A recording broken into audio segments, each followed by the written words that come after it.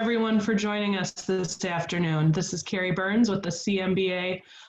We are going to do a live mindfulness meditation session with Steve Williger. The question and answer and chat function is open. So if you have any questions, you can submit them that way and we'll take them at the end. Also, if you want to reach out to Steve and discuss anything further after this session, you can use our email address, communications@clemetrobar.org. And I'm going to kick it off to Steve. Good afternoon, everybody. Thank you for attending this session. I tell you a little bit about myself. I was a litigation partner at Thompson Hine up until the end of December. Prior to becoming a lawyer, I was a psychotherapist.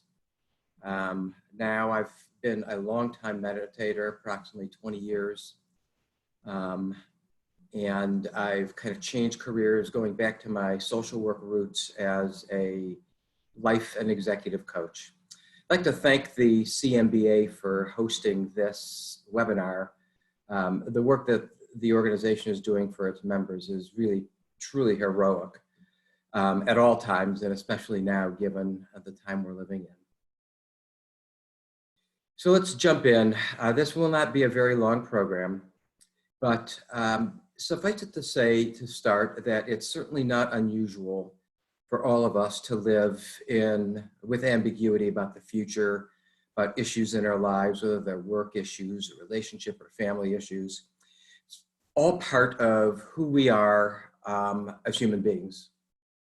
And when I was trying cases, which was not that long ago, I exploited this very human condition. I knew the jury really didn't like not knowing what was going on. I knew that they were uncomfortable with the unknown and with an unresolved upcoming decision to make. And I knew that if I could resolve their cognitive dissonance, that is their lack of comfort with the whole process and lack of knowing who was right, who was telling the truth, who wasn't, at the earliest possible time, or at least before my opponent did it, I would be closer to winning that case. So I dialed in from the very beginning to sway the jury at the earliest time possible, knowing that if I had them from the opening, I had an advantage. In short, it speaks to the fact that our species really doesn't do well with ambiguity, with anxiety, anger, panic. And of course, now we're living in what I would consider to be the most uncomfortable time of my life, for sure. And I wish I could say there's nothing to worry about, everything is under control with not only the virus, but everybody's jobs, the isolation for some people. But I don't know what's going to happen in the next few minutes, let alone the next couple of days, weeks, or months. And nobody does. The one thing we have learned, amazingly, is something that some religions have talked about and others have thought about, but the fact that every person on this planet is interconnected with every other person, for better or for worse.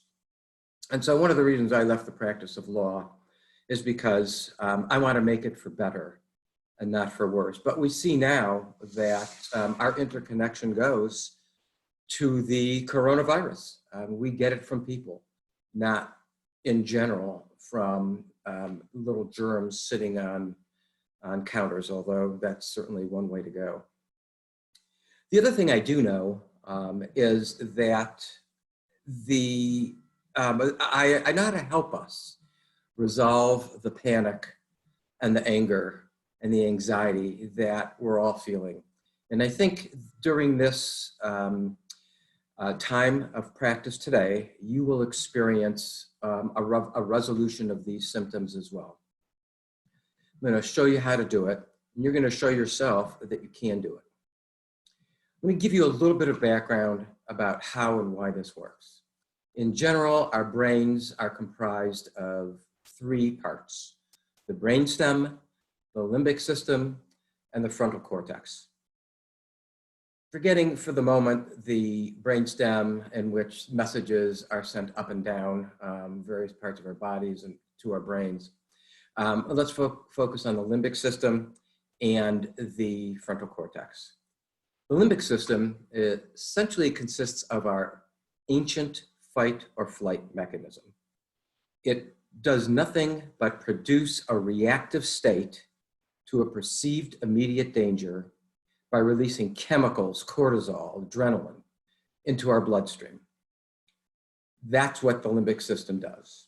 The frontal cortex, on the other hand, is a more highly evolved part of our brain. And it's essentially the part that we think of as us, the command center. It's our ability to think rationally.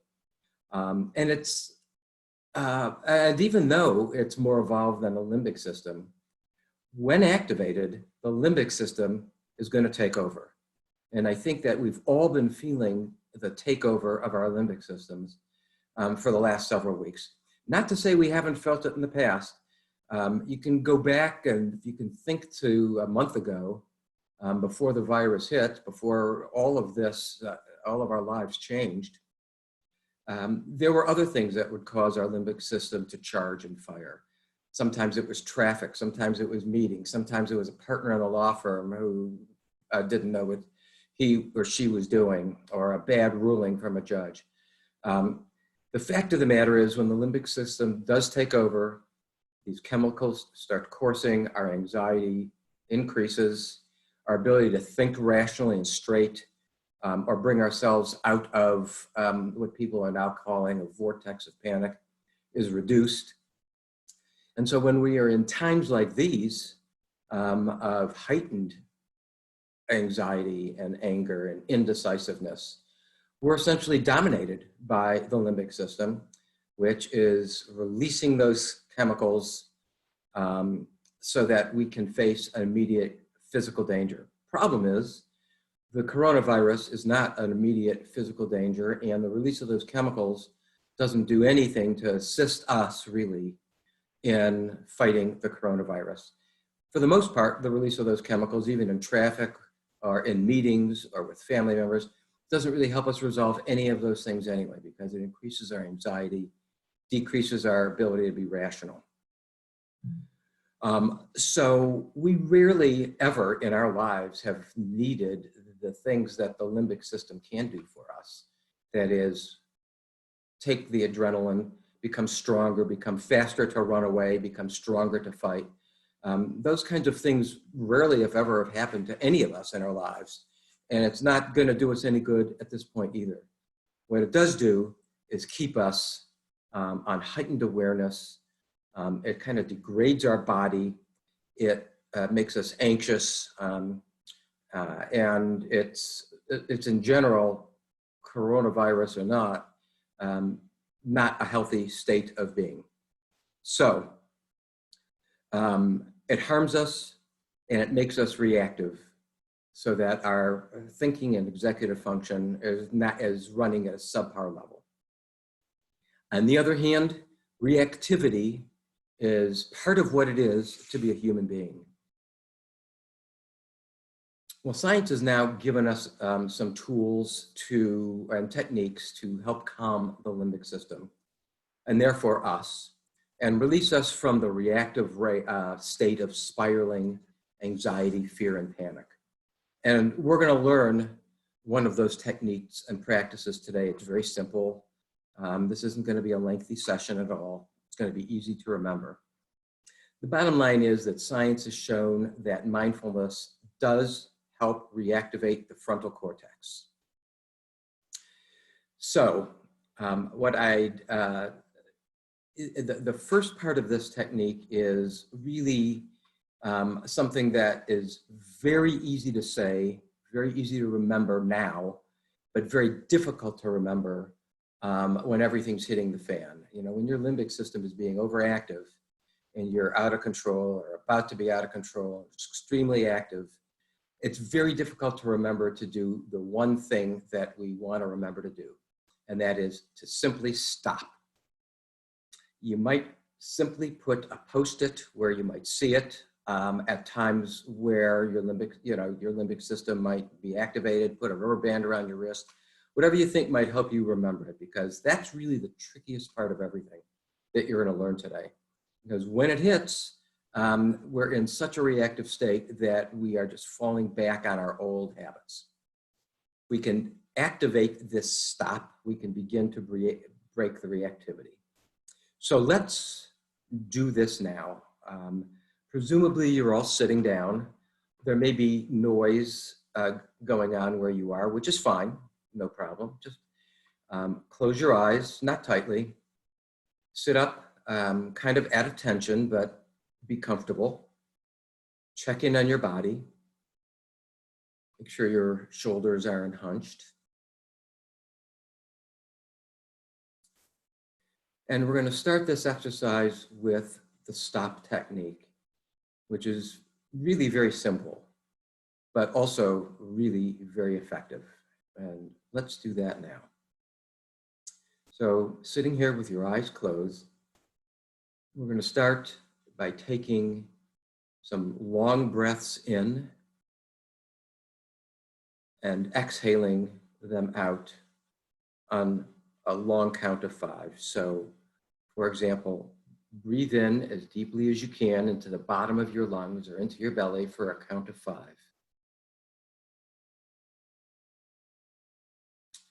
And now release your breath for a count of 5.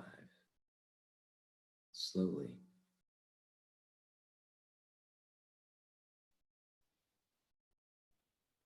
Again, breathe in deeply into your belly for the count of 5.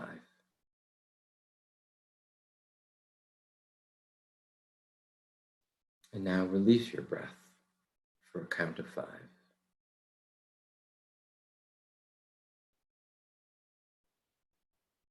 And now do this again 3 more times on your own.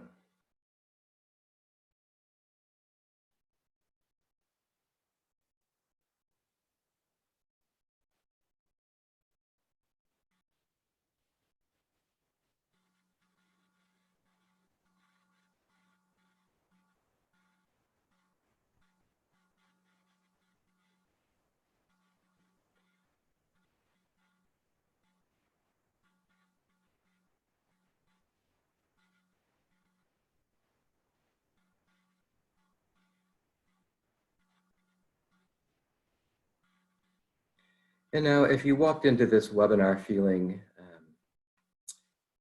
uncomfortable, anxious, scared, fearful, see how you feel now. Check into your mind and your body, just briefly. We've begun the process to calm our nervous system and our limbic system down. So remain seated with your eyes closed until we complete this exercise. You don't want to keep your eyes closed. You can just focus it on something, maybe just a few feet away. You don't really have to keep it in focus.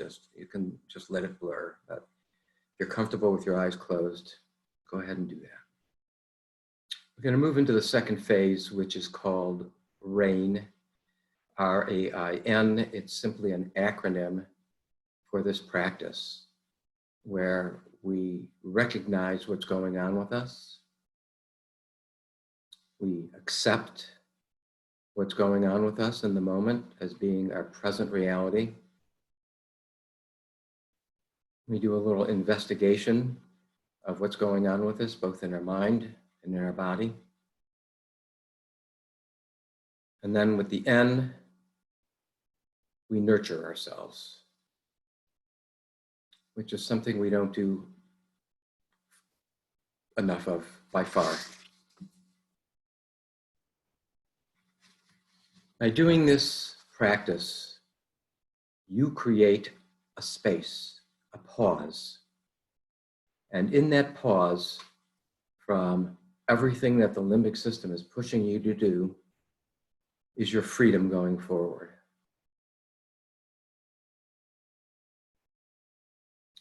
So now, take a moment to simply ask yourself, what is going on with you in this moment? You might identify that you're feeling hopeful. You might identify that you're feeling fear or anxiety, anger. Just take a look at what emotions may exist. And for every emotion that you can identify, there will be a corresponding place in your body where you can feel that emotion. So for example, if you're anxious, you may feel that there's a tightness in your throat. You may feel it in your stomach or abdomen, just an unsettled feeling. Whatever it is, simply recognize that it's there and call it out by name. Maybe it's hope, maybe it is fear, maybe it is anxiety, maybe it's anger. Just name it to yourself. This creates the pause that interrupts the reactive behavior, and it begins to help us engage the frontal cortex. And as I mentioned, in this pause, you're creating a space for yourself, and in that space, you have freedom going forward when you're done with this practice. So let's sit for a moment or two and just recognize what's happening in our mind and in our body.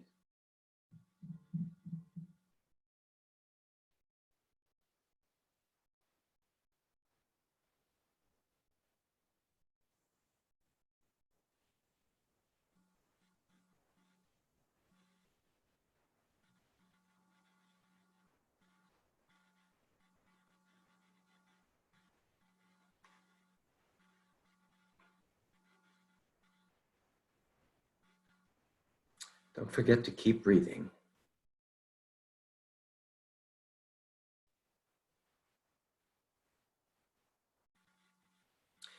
Okay, let's move on to the second component of RAIN, which is acceptance or allowance. Giving yourself a moment to come to rest and to pause. Don't fight anything you're finding in terms of the emotions in your mind or the feelings in your body. Don't fight anything. There's no need to fix it. There's no need to try and control it. There's no need to judge yourself for it.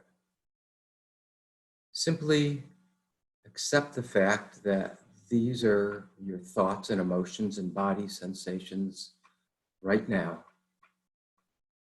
And they won't be the same emotions or body sensations that you might feel a minute from now. Let the experience simply be there. Fighting against this allows your limbic system to release more cortisol and adrenaline.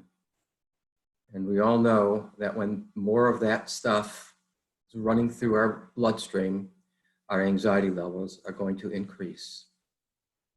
So we stop the fighting.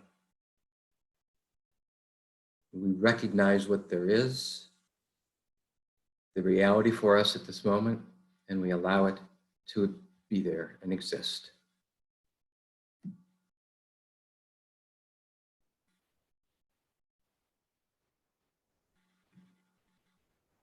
Take a moment to encapsulate recognition and acceptance.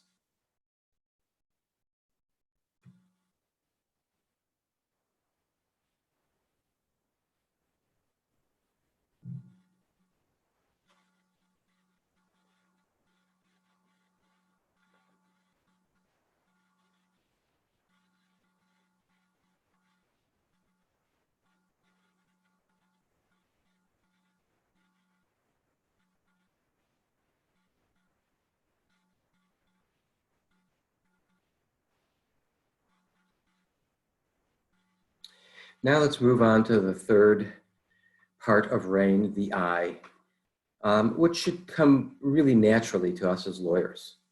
We're calling on our natural curiosity to investigate what's happening with us at the moment.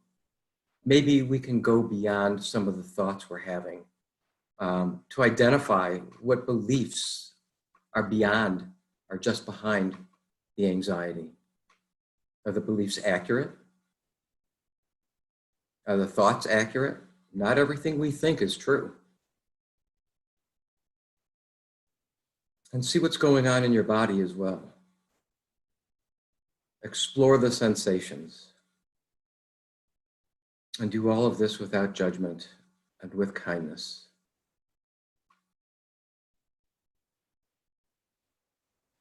Let's take a moment to do that, investigate.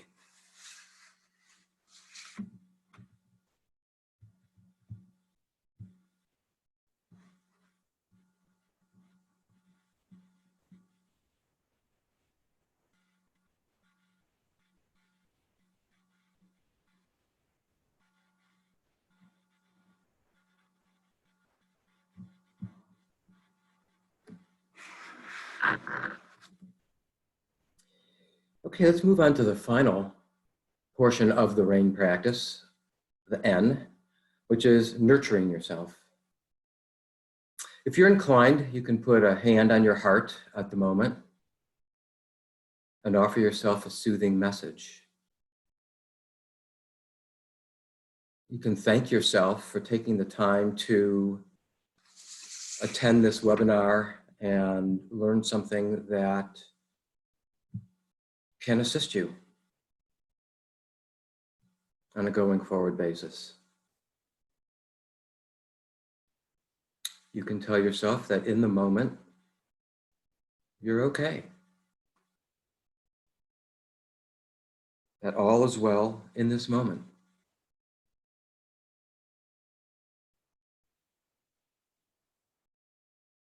You can tell yourself that what you've just investigated and recognized and accepted may simply be thoughts and feelings, and in a moment, they'll be gone.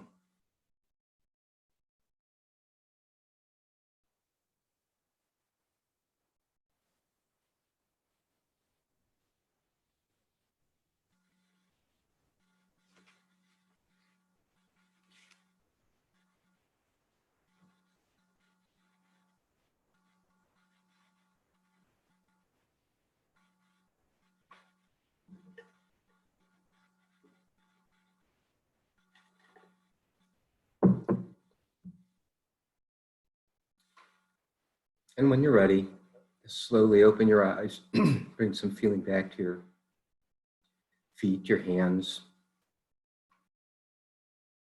Let's just review what we talked about. The stop technique. There, the technique is pretty easy. Just remember to do it. And if your limbic system is already activated, it's going to be difficult for you to remember. So give yourself something to help you remember. An email that you send to yourself, a Post-it put someplace, a rubber band around your wrist, whatever. And then the 4-part RAIN system: recognize, accept, investigate, and nourish. And I suspect, and I strongly suspect that even for this very first time that you've tried it, you have received some benefit and that are feeling somewhat more comfortable than you were when you sat down. We could go on for a long time with fancy meditation and other things, but the point of this technique is that it is quick, easy, safe, and very effective. And maybe you'll find a reason to do it 3 or 4 more other times, or maybe 5 or 6 more other times today. I'm sure I will be as well. If there are any questions, I'm happy to respond to them.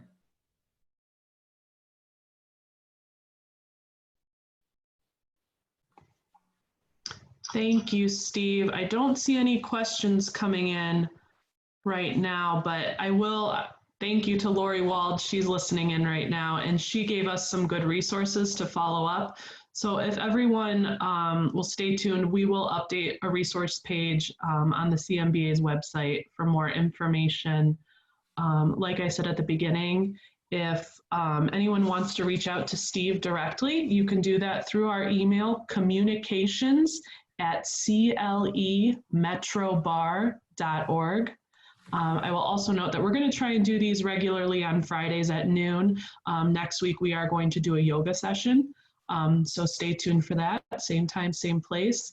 And thank you so much, Steve. We really appreciate it. Thank you.